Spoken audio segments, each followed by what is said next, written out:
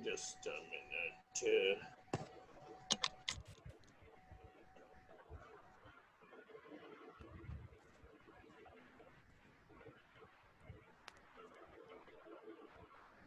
Is it better now? Yes, sir. Perfect. Now it is perfect. Okay, great. So today we will be discussing dental pulp, its anatomy, and its physiology. Okay, sir. Dental pulp is an unmineralized oral tissue and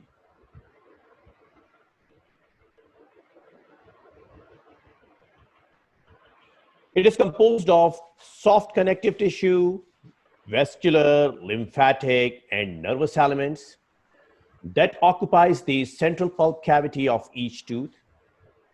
Pulp has a soft, gelatinous consistency.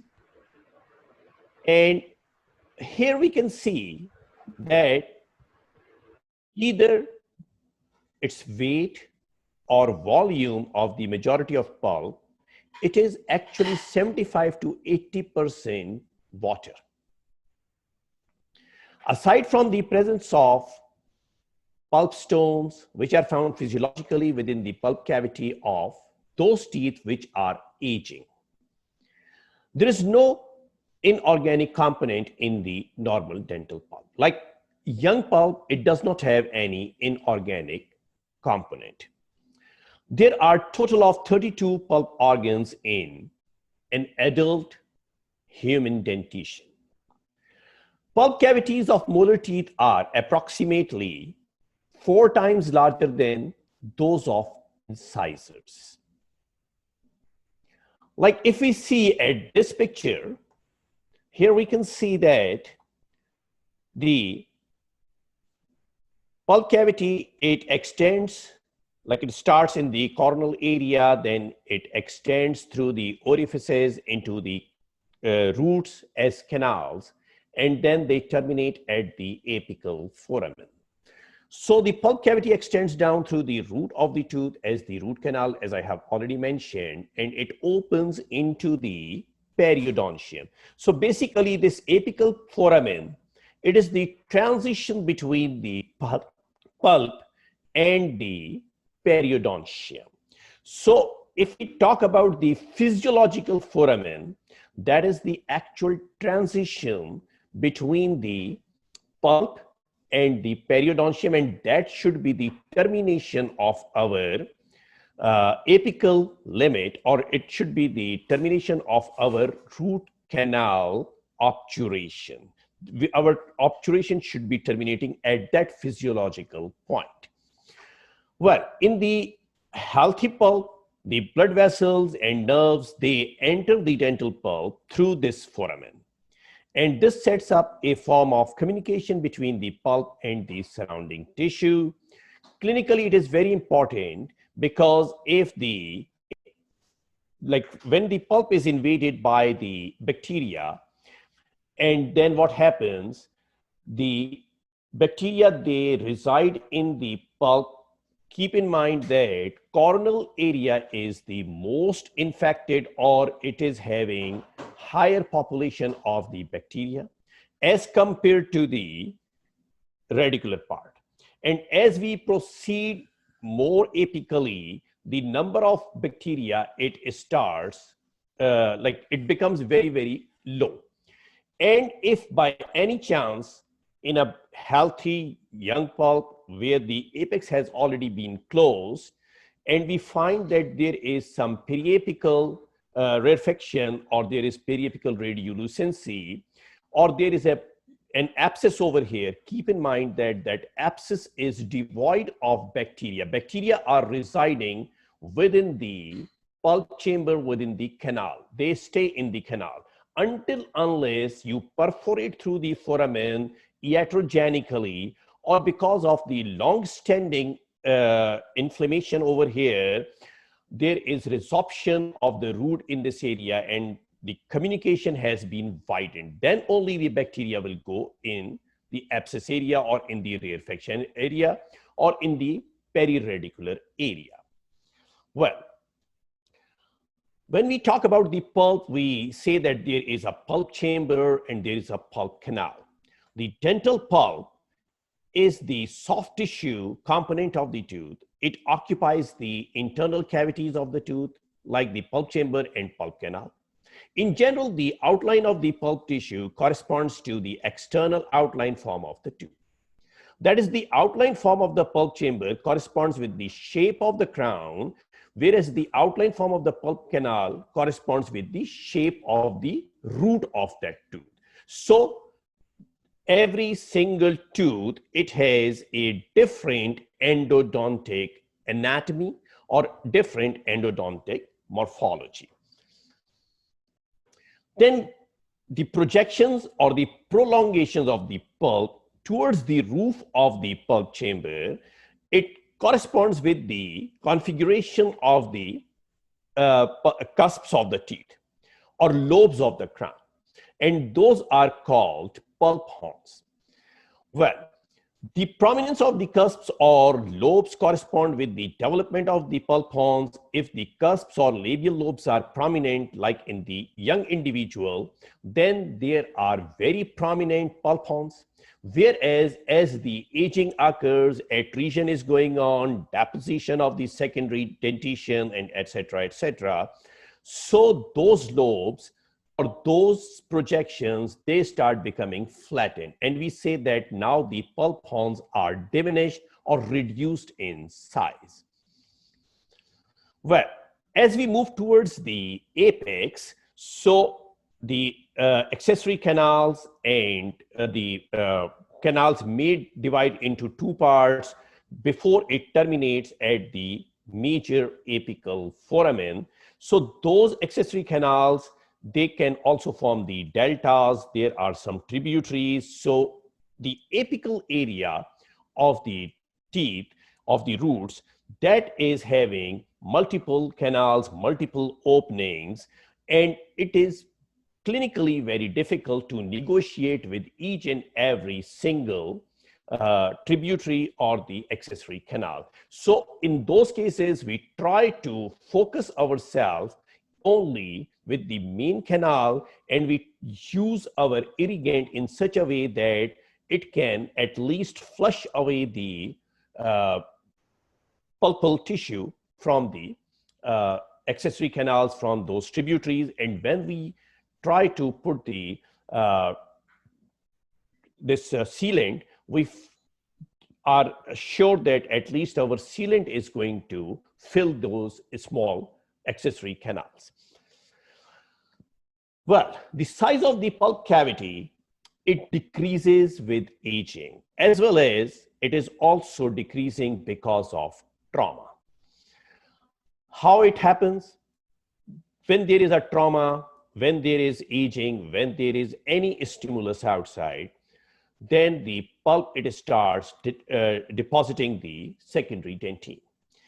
And if the response is very high, as in case of trauma, at times the pulp, it just diminishes, it just goes off, and the whole pulp chamber and the canal, it becomes sclerosed. Now, let's discuss about the histology of the dental pulp. I was telling you about the histology of dental pulp. So let's start from here.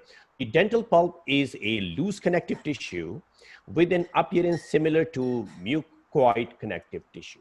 It contains the components common to all connective tissues: cells, fibrous matrix, ground substance, etc., etc. Well, fibroblasts are the major cells, as well as the undifferentiated mesenchymal cells. Well, these undifferentiated mesenchymal cells, they are actually very important from the maintenance point of the tooth. Whenever there is some stimulus from the outside, these undifferentiated mesenchymal cells, they get transformed into, or they get differentiated into odontoblasts, and they start depositing the reparative dentine. Then comes the fibrous matrix. There is collagen fibers type 1 and type 2, they are present in an unbundled and randomly dispersed fashion, higher in density around the blood vessels and nerves because they provide cushioning to the blood vessels and the nerves. Type 1 collagen is thought to be produced by the odontoblasts as dentine secreted by the cells. That is composed of type 1 collagen. And type 2 is probably produced by the pulp fibroblasts as this type increase in frequency with the age of the tooth. So older pulp, they contain more of the collagen of both the bundled and diffuse types. Then comes the ground substance. The environment that surrounds the both cells and fibers of the pulp, that is rich in proteoglycans, glycoproteins, and also large amount of water. We have already discussed earlier that water is in abundance in pulp. The large number of undifferentiated mesenchymal cells, which are present as perivascular cells within the pulp, they facilitate the recruitment of newly differentiating cells to replace others which we lose, like the odontoblasts over the period of time.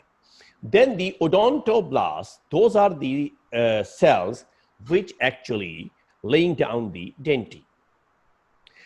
Well, these odontoblasts, when we will go towards our, maybe in future we will do the lecture on dentine, so we will discuss in that.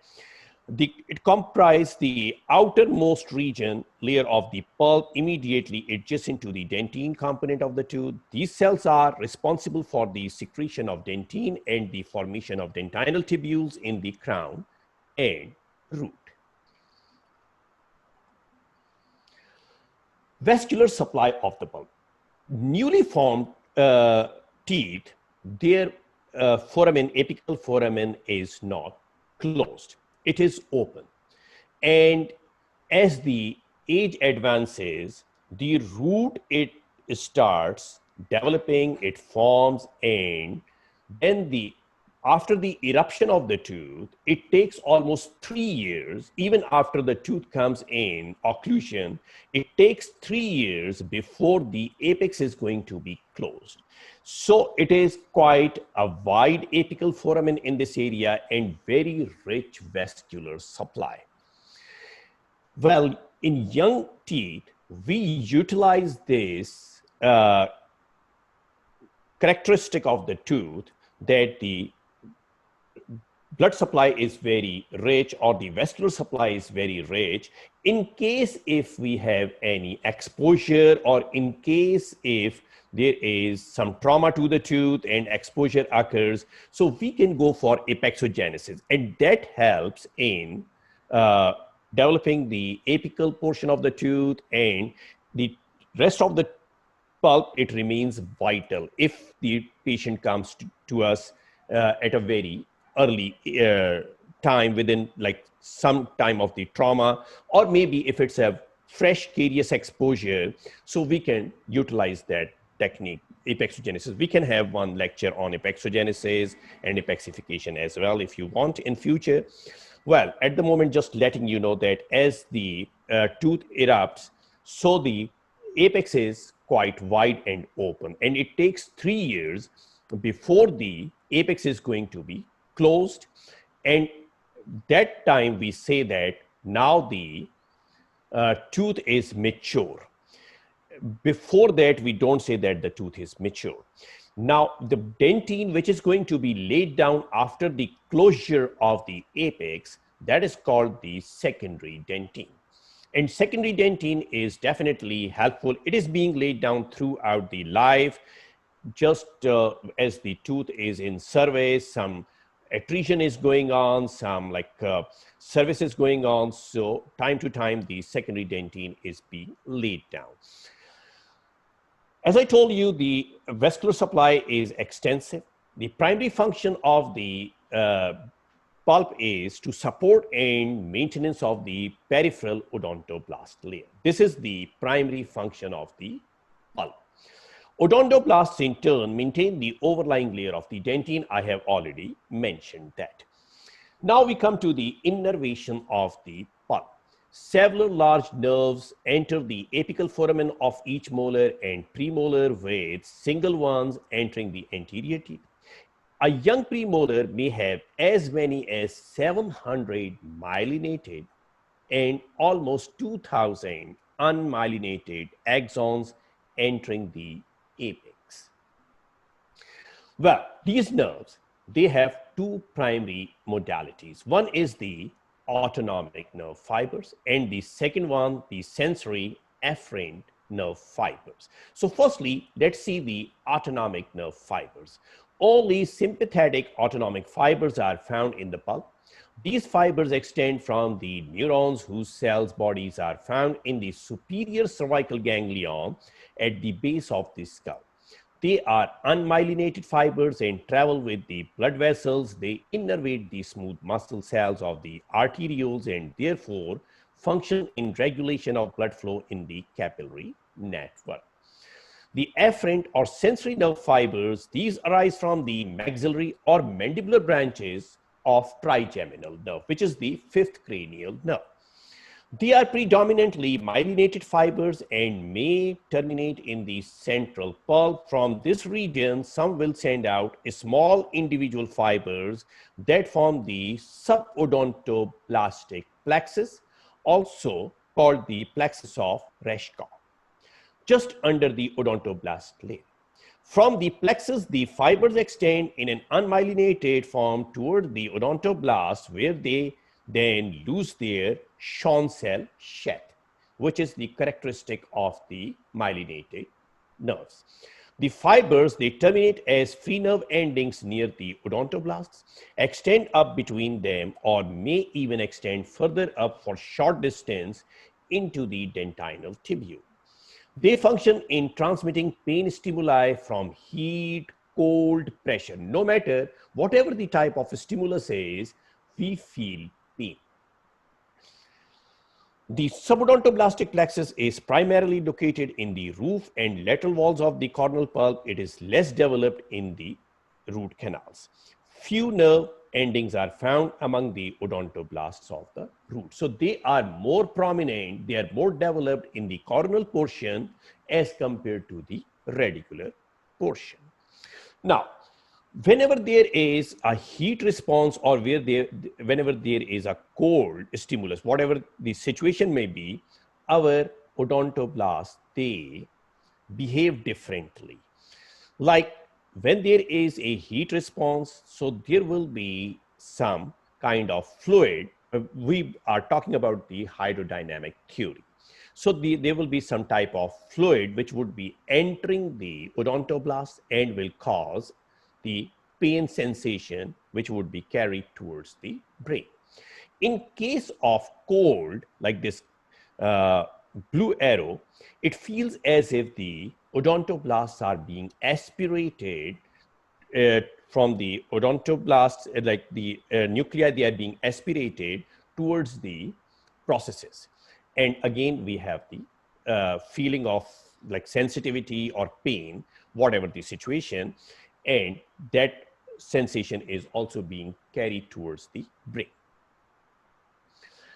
Sensory nerve fibers, these two types of sensory nerve fibers, they are present over there. The myelinated A fibers, they are A delta and A beta fibers. A beta fibers, usually, they don't respond that much. A beta fibers, they are least sensitive. Only in case of allodynia, these A beta fibers, they respond. Otherwise, they don't. And also unmyelinated C fibers are present. 90% of the A fibers, as I have already mentioned, they are A delta fibers, which are mainly located at the pulp dentine border in the caudal portion of the pulp and concentrated in the pulp horns. The C fibers are located in the core of the pulp or the pulp proper, and they extend into the cell-free zone underneath the odontoblastic layer. Well, the A delta fibers have a small diameter and therefore a slower conduction velocity than other types of A fibers, but they are faster than the C fibers.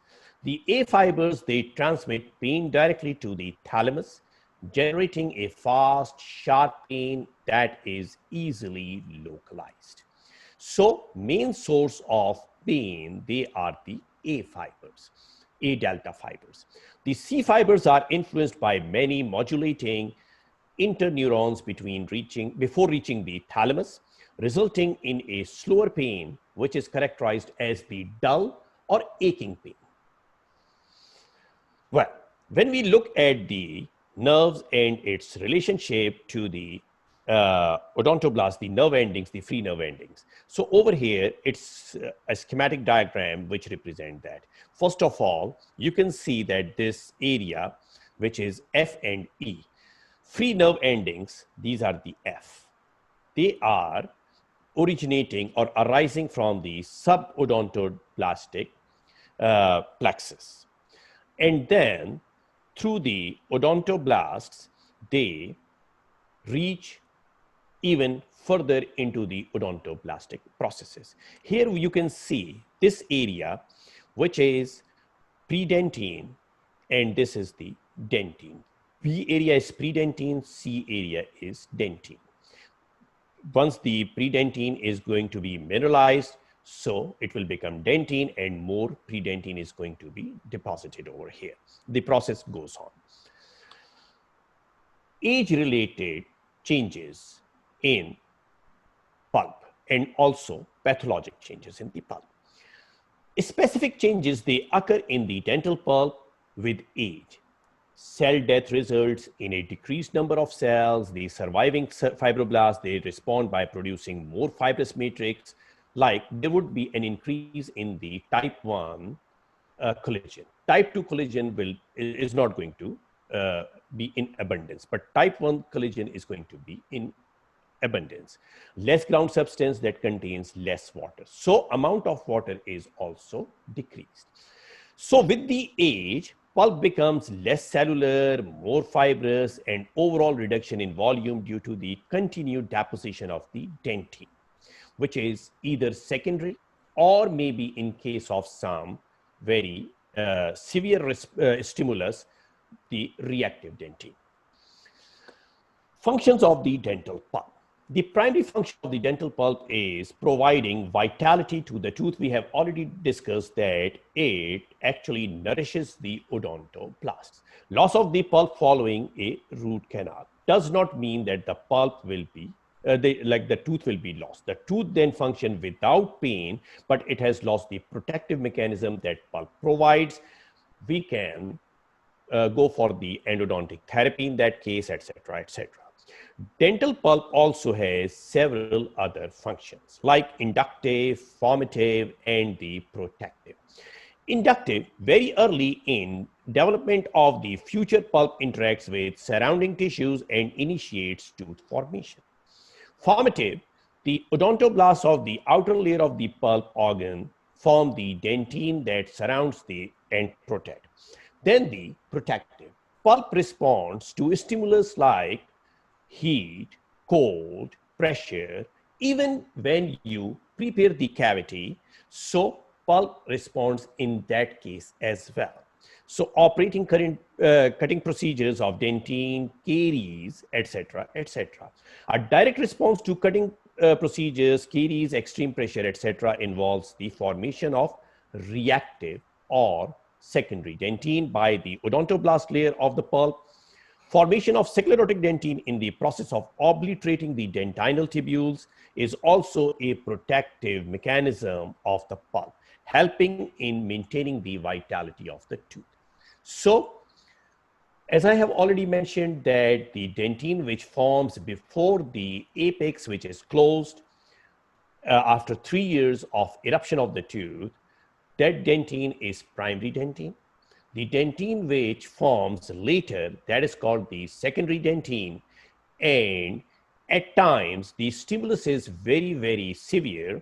So in protecting the pulp, the reactive dentine is also formed, or we call it the tertiary dentine. So over here, a brief introduction about the dental pulp, its anatomy and physiology is done. If you want, we can continue like later as a series of lectures on different morphology of the different teeth, the endodontic morphology, etc. We can go on a lecture about the dentine, its sensitivity, different theories. So we can have a series of lecture on these topics as well. So I'm very thankful that I have been provided this opportunity to talk to all of my colleagues, young colleagues, and I'm thankful to Farrukh for providing this opportunity. And whenever Farrukh will ask me to discuss it again, any other topic, I will be available to all of you. Sorry for the problem in the beginning. I think there was some technical glitch, which we will definitely overcome later. And we can do a test broadcast before we will go for the actual broadcast. So you, if sir. any questions, they can send it to me, they can send it to you, and I will definitely respond to those questions. Oh, sure, sir. Thank you very much, sir.